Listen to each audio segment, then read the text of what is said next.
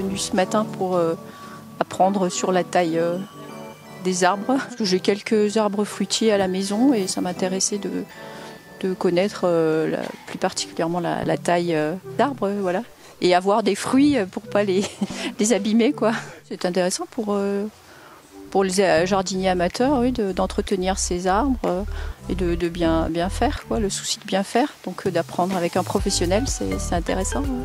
Aujourd'hui, je suis à la pépinière Chola pour une démonstration, un cours de taille d'arbustes principalement, d'arbustes à fleurs.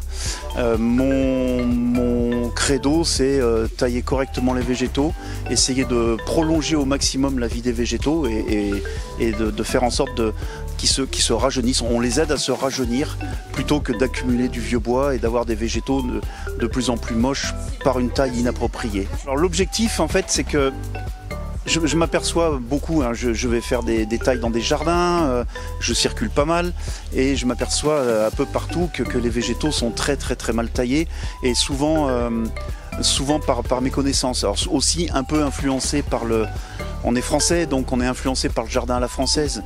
Le jardin à la française, c'est la maîtrise totale du développement du végétal et souvent ça va à l'encontre de la santé et du bien-être du végétal. Donc moi, ce que vraiment j'essaye d'apporter au public, c'est des connaissances techniques, scientifiques, qui vont expliquer la bonne manière de tailler les végétaux. Voilà. Pourquoi on taille à tel endroit et pas à tel autre? Mais parce qu'à tel endroit ça cicatrise bien et qu'à un autre endroit ça cicatrise pas bien. Et notre plaie de taille, on appelle ça une plaie de taille, c'est une blessure, il faut qu'elle se referme le plus vite possible pour éviter que les maladies rentrent par là. Et si on taille pas au bon endroit, ça se refermera jamais. J'avais fait un premier bouquin il y a très longtemps qui était une compilation de mes chroniques que je faisais à la radio. Et là, j'ai fait ce deuxième bouquin l'année dernière avec un autre objectif. Là, c'est un bouquin qui m'a demandé 2 ans de travail.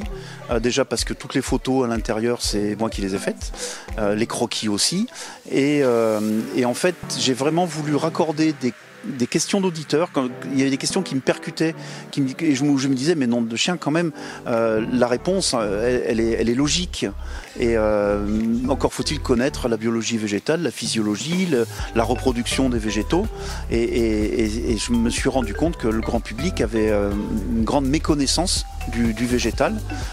Peut-être aussi tout simplement parce qu'à l'école, on l'apprend pas trop. On se concentre un peu sur la biologie animale, mais pas trop sur le végétal. Et du coup, j'ai voulu...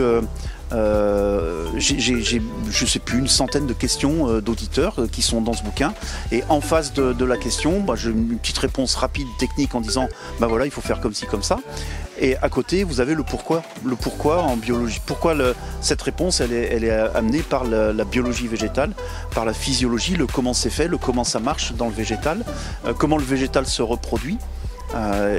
Voilà, il se reproduit avec des fleurs, et si on taille avant qu'il y ait les fleurs, il n'y a pas de reproduction. Enfin voilà, tout un tas de trucs comme ça où j'explique des gestes techniques par la biologie, par la science.